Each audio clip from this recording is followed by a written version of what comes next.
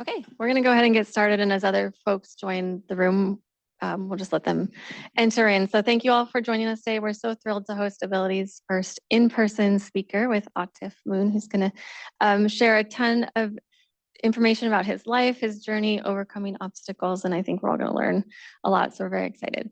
Really quickly before we start, I wanted to just talk a little bit about Abilities. If it's your first event with us, we launched officially in spring of 2021. It's an employee resource group that's dedicated to making Oaktree more inclusive and accessible for our employees, families, and everyone who visits us here and interacts with us. So our clients, our vendors, and our special visitors. And so we put on tons of programming throughout the year in our global offices. We do things like mental health awareness sessions. We do a lot of events where we partner with different organizations like Painted Turtle. We recently hosted a great walk at the Rose Bowl, Walk and Roll for Spina Bifida, which was had the pleasure of honoring my son, Angelo, who has spina bifida. And so we are always looking for more people to get involved with Abilities. If you want to join, Leslie Lopez, Vanessa Welsh, and I are leads, and we are always happy to talk and get people involved. A quick note before we get started, we are recording today's session. We have a few folks on the East Coast who may be joining us on Zoom.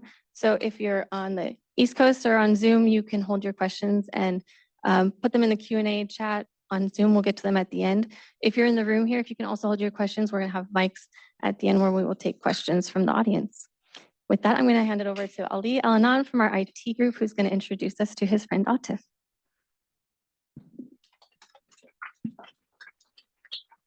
Thanks, Paula, for the opportunity to introduce Atif.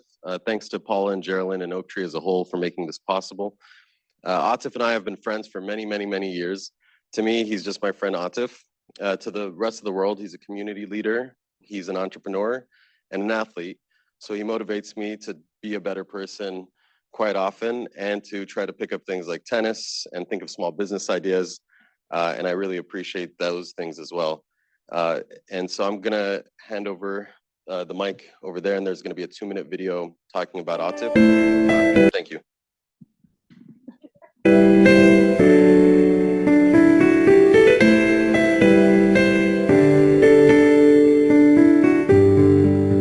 Born with neuroblastoma, a cancer of the spinal cord, Atif Moon was given no chance of survival. After 3 surgeries at the age of 1 month, he was left paralyzed from the waist down and became wheelchair-bound. Moon had 3 more surgeries at ages 13, 15, and 16 to stabilize his spinal cord, but has not allowed his physical condition to restrict him from living a full life. Moon currently works for Burtech Industries, an electronic distribution company doing online marketing, and will be pursuing a master's degree in sport management in spring 2010.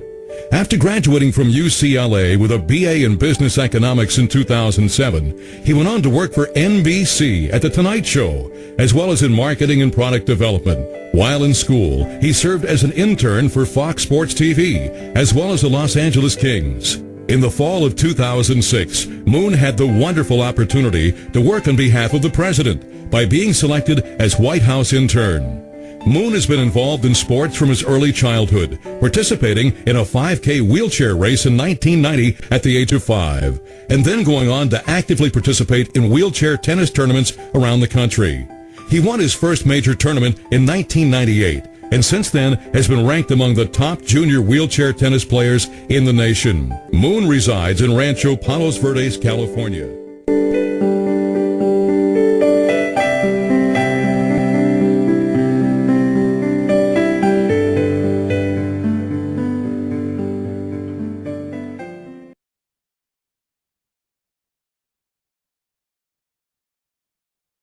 Imagine a stranger coming up to you and saying things like, "Hey, I think it's inspiring to see you out here," or "You're amazing, good for you." And I'm thinking to myself, why are they saying things like this, and why that I'm inspiring or amazing? Why is that? Is it because I'm in a wheelchair, just at the gym, going about my daily life? Of course, they're nice about it and they have the best of intentions. They just want to be supportive. But at the same time, I feel like there's an underlying message behind that unintentionally, where they may be judging it based on my appearance, that just because I'm in a wheelchair, It's inspiring just that I'm living my life like anyone else. But it shouldn't be like that. It should be like we shouldn't judge people based on their appearance. There's obviously a lot more to everyone, and everyone has a story, a background, something to share with others. And experiences like this made it difficult for me as I was developing my identity, struggling with my identity as someone in a wheelchair. But at the same time, I did learn from these experiences in trying and developing the identity that I have today. And I'm very confident with who I am and proud of being in a wheelchair and happy about that. And so I've had experience such as growing up, going to school, getting introduced to wheelchair tennis, and going to college that really helped gave me the confidence to be able to be assertive and speak up for myself as well as others who can't speak up for themselves.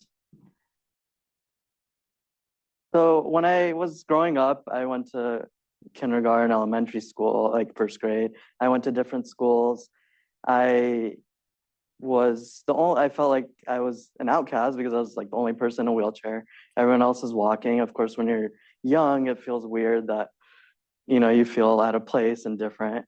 And so growing up, I would be in special classes, like with like adaptive programs or special education classes and so on. And I didn't say much for a while, but I remember when I was in second grade, there was an incident where I realized I had to be in an adaptive PE program. And finally, I'm like, I don't know why do I have to be in a separate group? Why can't I be with my friends and other people and enjoy that experience? So I decided to tell my parents and say, can we ask them to let me be in the regular PE program with my friends? And I know like there's certain things I can't do, but I know I can adapt and there's different ways of going about it. And so one of the examples, so they did let me get in the regular PE and I was able to be with everyone else. And one of the examples was the mile run. They did it around the grass on the soccer field, but I was able to just go on the blacktop around the basketball courts and still was a part of the experience. And I'm just happy, even at such a young age, I did speak up for myself that because it's something I believed in, and it was definitely important for me. Still growing up, because I felt out of place, I wanted to always walk, and I felt like I needed to walk, and I would pray every day that I could walk and feel, normal, what people would say normal. But my parents were instrumental in helping me overcome and develop my identity as someone in a wheelchair by introducing me to different activities, including Kung Fu, wheelchair racing, as you saw, and tennis, of course. So tennis became my passion. I really enjoyed it. I was super shy. People would tell me I would just go on the court, hit the ball, be happy, smile, and not say much. But the other part that it was cool because there were a lot of tournaments in Southern California at that time. There were a lot of different events. And I was fortunate that my parents were able to take me all over. And I can just have that experience and meet different people. And with that, the other important component of that is that I finally had a sense of community there. Finally, I was able to be around people who look like me in wheelchair, who I can relate to. Everyone had different disabilities and we all had similar experiences, and we were there just to play tennis. And seeing how independent they were, being able to drive, which I never thought about doing at that time in the future. Also just transferring in and out of their chairs easily, just going out and having fun. It was eye-opening for me. And it made me realize, one of the first time made me realize I can have just as fulfilling life as anyone else. I can do a lot of amazing things, and the wheelchair is just part of me, but it doesn't define who I am. And I still like going to tournaments aside from the competition, because I am competitive, but I still like enjoying the experiences I have with that community and just sharing similar things and learning from each other. Another important part of my life was when I got accepted to UCLA and I decided to live in the dorms by myself, which was, for me, was a huge step in being independent because I never lived away from home. And so what happened at first was I was trying to see if I could commute from South Bay area to Torrance. Still a long commute, but I tried to find people to commute with and see if they had a program. And but it just didn't work out. So after exhausting all the options, I did remember that when I went on a tour of the campus, I visited the Office for Students with Disabilities, and they told me, hey, if you do want to stay in the dorms, we can help you. They're accessible, and they're just super nice about it. So I remember that, and I told my dad, hey, why don't I just try living in the dorms on my own? It's a good challenge for me, and if something happens, at least you're not too far away, so you can come help me. And I'm so happy I did it. It was an amazing experience in college, just being on my own and feeling that freedom of being independent. The other part of that was just understanding that I was given the disabilities office were offering different resources I didn't really think about, and like including just asking for a desk that was easy for me to use in class. If I needed help with note taking, because I sometimes harder for me to take notes, or using the disabilities van to get from dorm to campus and back, because the dorms were like way up on a hill. But it was kind of an experience where I realized that it's not a burden for me to ask for things that I should have access to. It should be just like anyone else asking for something to help them maximize their education, have the same experience as anyone else. So I really, when I look back now, I really appreciate that. Maybe at the time I didn't, but I think it was definitely valuable for me. So from the experiences I shared with you growing up, it really helped me develop that unique identity that I have today, and just given me the confidence that I can live my life just like anyone else. And I've been able to do a lot of amazing things and had all of these opportunities, a lot of amazing things, including having an education, a career, and becoming an athlete. And with that confidence, as I mentioned, I've been able to be more assertive with and speak up for myself in terms of what I think is important to have access to. Also speaking up for others who may not say anything, because I used to be that shy person, super shy. And I remember people, including my dad, would just say, you need to be assertive. You need to I shouldn't say stand up, but speak up for yourself. So yeah, and even, it's a small thing, but like just telling one person, it just makes them more aware, and it may help the other person who may have that same need. So when I go to places, I ask about accessibility, if something's accessible. If I see something, maybe I'll say, you guys should think about doing this. At hotels, I travel a lot. A lot of the room designs are frustrating, and I'll always mention the manager, because maybe I can adapt to the situation, but maybe other people can't. So it's something that at least that they know about.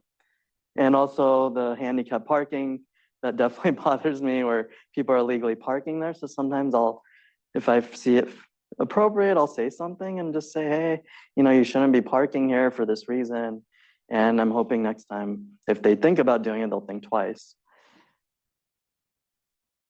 So having like an event like this, it's just cool. I'm sharing my story, and you guys can just hopefully can learn something. And I think while it's important for me to speak up, it's good for other people to be aware as well, and just understanding. And it's a collaborative effort, and I'm still learning myself. There's a lot of different people with different needs that I'm not aware of, and I'm still trying to understand.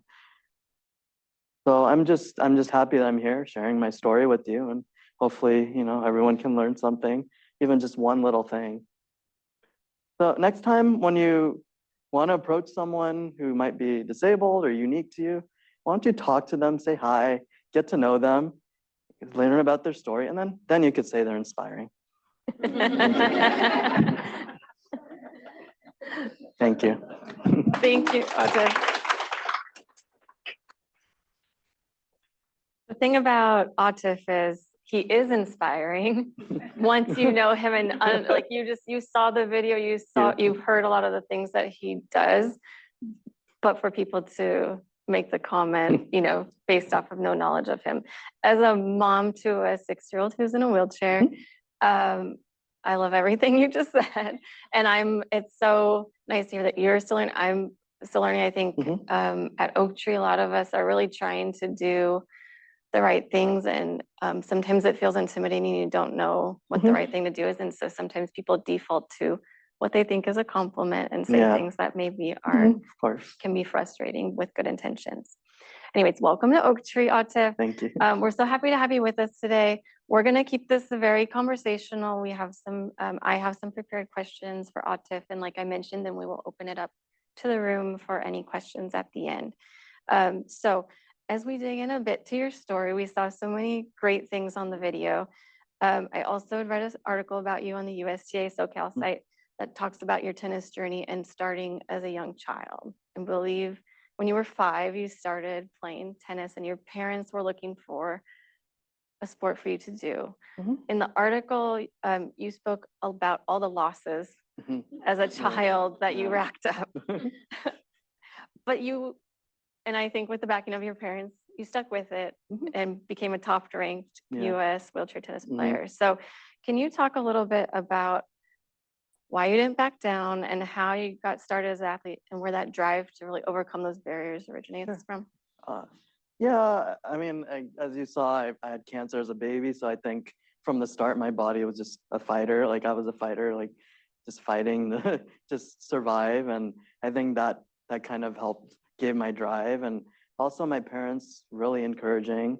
They just wanted me to be happy and just do what I enjoy. And I was enjoying tennis, so they just kept taking me there. Of course, it was frustrating to lose, but I just enjoyed the sport a lot. Like just being on the court, even now, it just makes me so happy to play. Even though, you know, there's a love-hate relationship when you're competing, but because you don't like to lose still. But yeah, like I just really enjoy tennis and the competition, and I just kept at it. I was just playing, and it took me a while to even win a game. For, you know, you have to win a game, then a set, and then 2 sets out of 3 to win a match, just to explain. So I couldn't even win a game for that matter. And then finally I won a set. And then finally I eventually started winning matches. And then finally when I was 13, I won a tournament.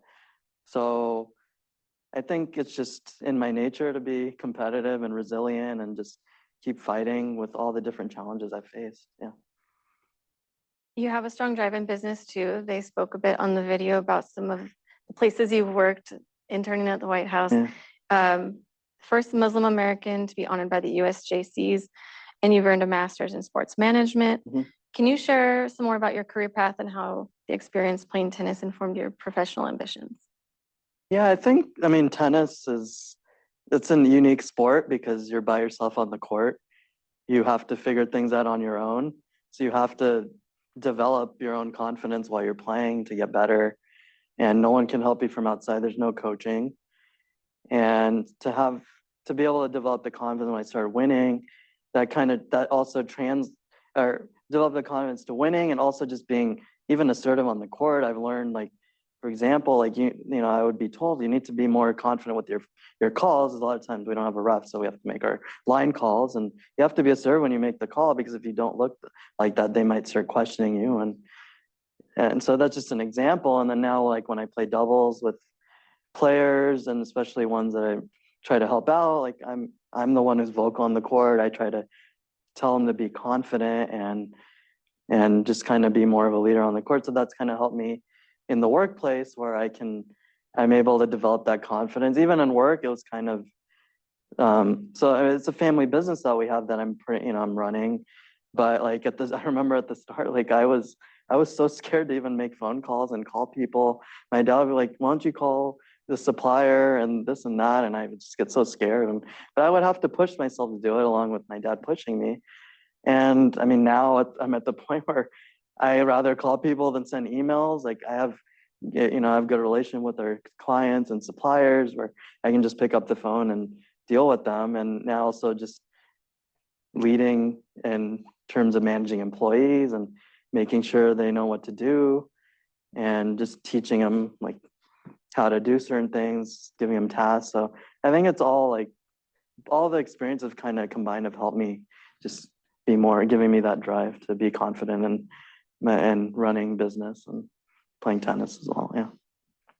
Outside of gaining that confidence, were there obstacles that you faced early in your career, whether the business you're in now or many of the places that you've worked in the past, that you had to overcome, similar to overcoming those early losses in tennis, whether accessibility related or other things that you had to deal with? Yeah, so when I grew up, I got my master's in sports management, and I was really passionate about doing sports. I would applied to a lot of different internships and definitely faced a lot of rejections and trying to get internships I wanted. And again, kind of just keeping at it, which is my motto, just keep trying and trying. And I mean, I've definitely had interesting experiences when I go to interviews and stuff. I think one, I don't remember where, but I think I got there and I realized there's no way for me to get in. There were stairs to get in and there was no way to meet the person. And and there were times like I didn't really think about that. And like I was saying before, like before when I was young, I wouldn't think about asking for things like that. And still sometimes it gets hard because you still feel like you're asking for something that you shouldn't have to ask for and you're being a burden. But I think there are times where there were times where I still had to figure out how to ask proper, like, so for parking, I would try to ask, or like, over here, I asked you with parking. And the other thing I would do when I would interview is I would bring like a portfolio with like my accomplishments. So hopefully they can overlook the wheelchair part, because maybe some people still have in their minds that, oh, this guy might be a problem somehow, or it's gonna be hard to accommodate him. I don't know what they're thinking, but you want to try to present to them that it should be focused on your accomplishments and not so much the chair. So I think that kind of helped me overcome some of those challenges, but it was still tough. Yeah. I'm going to shift a little bit because time management is a challenge for most of us that are not star athletes. So how do you balance your athletic career and ambitions with your professional career and you do advocacy work? Like, how do you fit everything into your day? I just kind of learned to like prioritize like what's important. I know the two things are the business and tennis, like which I know if I want to have goals to succeed in both, I have to find a way to prioritize. So I think what I learned to do on the business side, I mean, for a while I would try to take on too many tasks, and so finally I've just been showing the employees more and more things, and like just so they can understand and learn.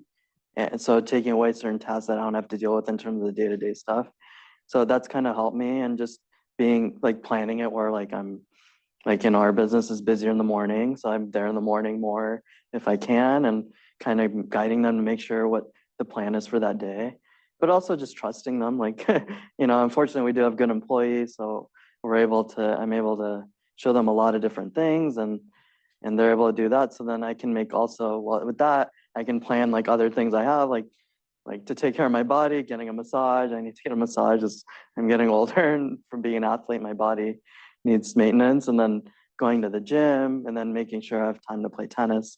Normally I play in the evenings, so that works out fine. And, it makes commitment to drive. It gets time, my days are longer, but like I said before, I enjoy tennis a lot, so I love to play.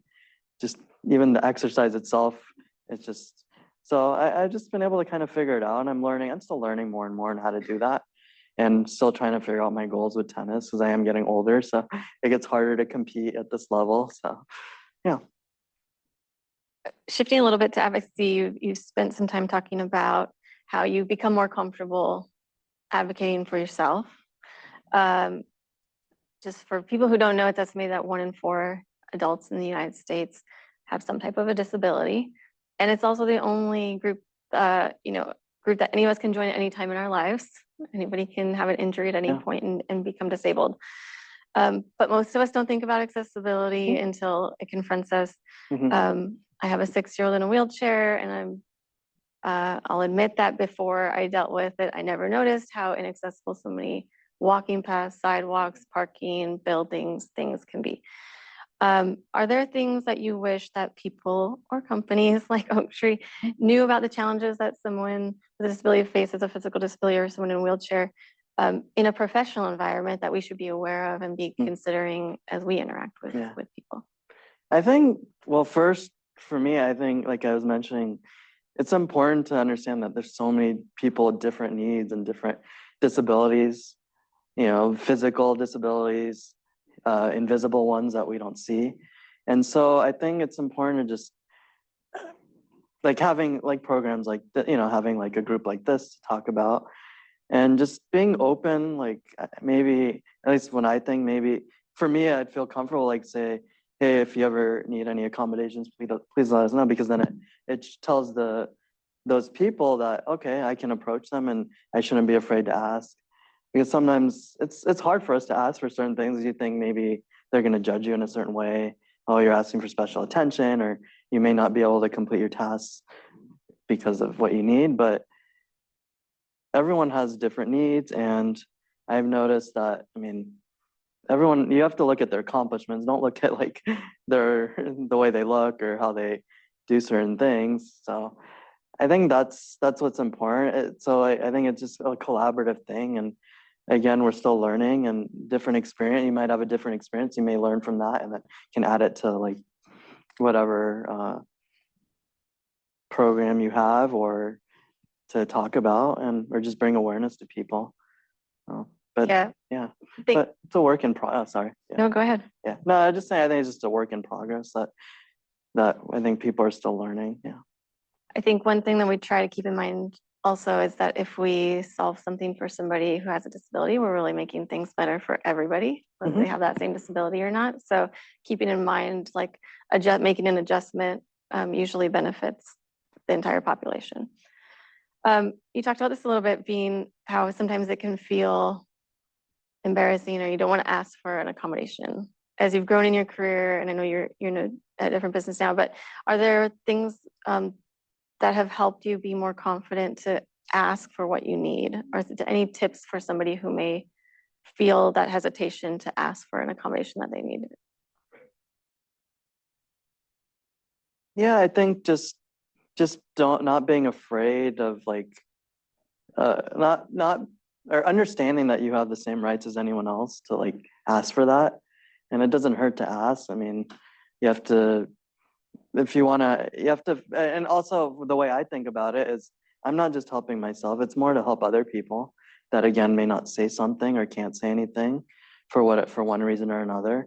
So that's kind of how my approach is. I think I try to do it to speak up for other people that may not have that voice, because again, maybe if the other person faces that situation, then whoever I had talked to before, maybe they would understand it for next time. So I think it's important. And then just developing your own confidence with who you are, which is hard. I mean, I still struggle sometimes, not like, everyone struggles with their own things. So I still have trouble at times. But I think, yeah, I mean, just think of it in that way, where you're trying to do it for other people as well. And just and including like the non-disabled people, so they understand too. So maybe if they interact with someone else on their side, or if they deal with a disability, then they might understand on their own too. So I think there's a couple different ways of approaching that. Yeah. Speaking of making things better for other people, can you talk a little bit about your advocacy work with wheelchair tennis and how you're making the adaptive sports community more accessible for future generations of athletes? Yeah, I think, well, I mean, I'm starting to get into coaching a little bit. I mean, that's my goal eventually, to like teach other people in tennis and just have them enjoy the sport. I've done some like coaching clinics, and what I like about that, I mean, it's not so much about the tennis and what I realized when I grew up. It's just about being around other people like you and just having fun. Like, well, at the end of the day, kids want to just be there, have fun, learn something. You might want to learn one thing here or there, but it's just about having fun. And I think just trying to just be inviting to the people who want to be there.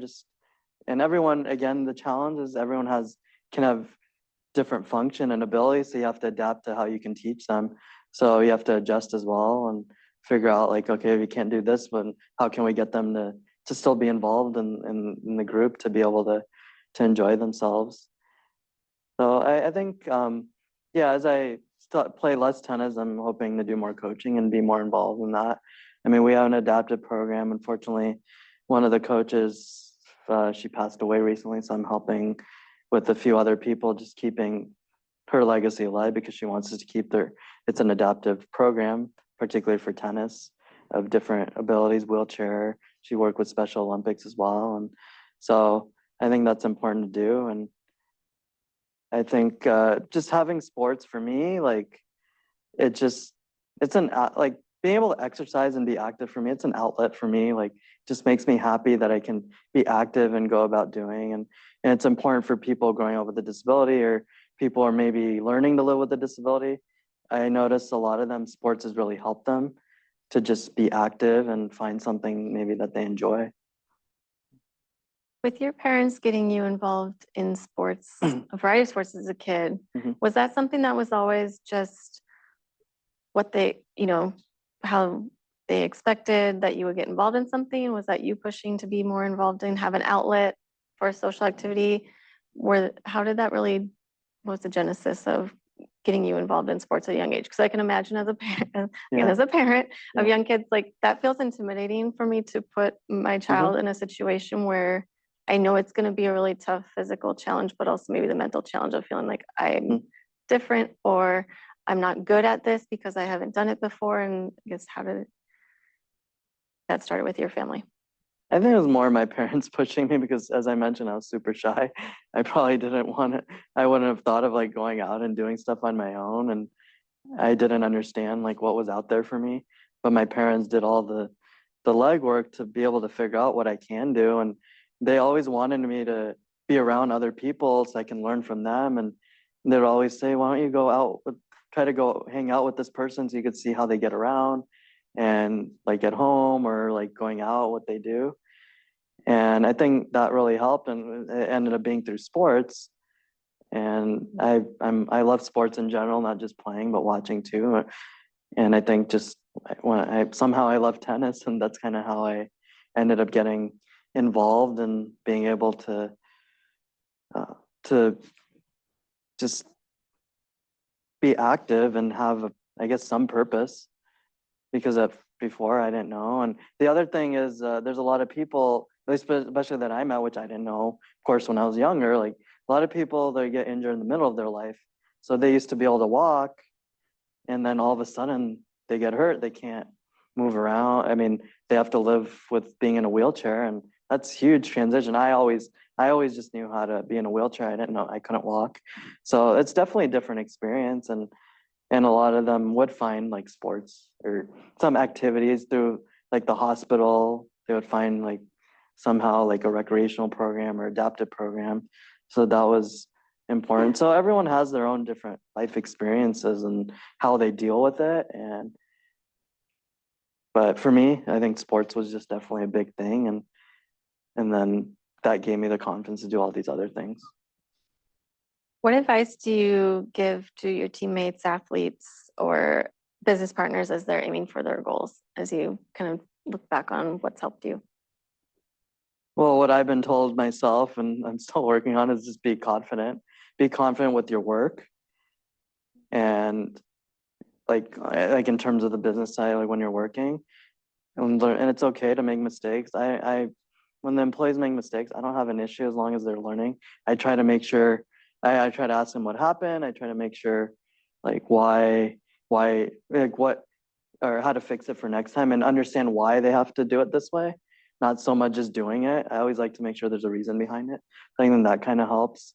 So I try to be encouraging that like I explain them, you know how to do it. So you just need to, keep practicing.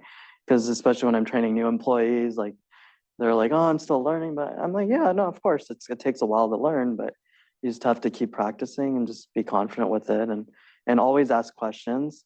Like that's the other thing. I always ask questions. If you're not sure, it's better to ask a dumb question if you think it's dumb. I don't mind, because I'd rather have them know the answer, and instead of assuming something. And with on the court, like I think I was kind of talking about it, like in terms of like double, like when I play, or just when I'm playing with people on the court, like because most of the players I practice with, they're still learning to get better. And I just tell them, be confident, just hit the shot. Some of them like playing with me, like when we're playing doubles, they know they can play more freely because I'm more in, I don't know, not like to, not for me, but yeah. You should brag No, about but it. like it's just like they get more confident. I just keep reminding them, you just got to hit the ball. Like, I mean, the term they use, you got to hit out. You don't want to like play safe. So that's kind of thing that people tend to do, especially when it's a tight match. And I like to just be encouraging with that. And I'm also vocal on the court. Like you, me, like, and kind of talking like, do this or how you can improve on this. And before, because that's what I learned from other people, that's what they taught me. So I'm kind of passing that along, using my experiences to help other people. And again, tennis has given me that confidence to do that. Yeah. I'm going to wrap up the prepared questions with a big question, which may be very similar to what you're just talking about. But what do you want your legacy to be? It's a hard question. I kind of wrote because I'm not sure what I was gonna. I mean, I had. So, and just for the audience, Yeah, we're going to turn to okay. Q&A from you all in just a moment. Yeah, I Be ready think with your just. questions. I mean, I guess my legacy is just remembering, like, to be. I guess my legacy is being persistent and resilient with my life and dealing with different challenges. So, and having to develop like an identity for myself where I feel happy about. Because like I mentioned, I always wanted to walk and I was doing whatever I could to walk, but at some point I'm like, hey, why I can do all these cool things without it. Like there's so many opportunities I still see that are out there for me, which is cool. And there's ways to adapt to what I want to do. So I think just the resilience and persistence and being confident with your identity. I think that's kind of like the legacy and just also giving back to others, trying to help them based on what you learn with their experiences. That's a great answer.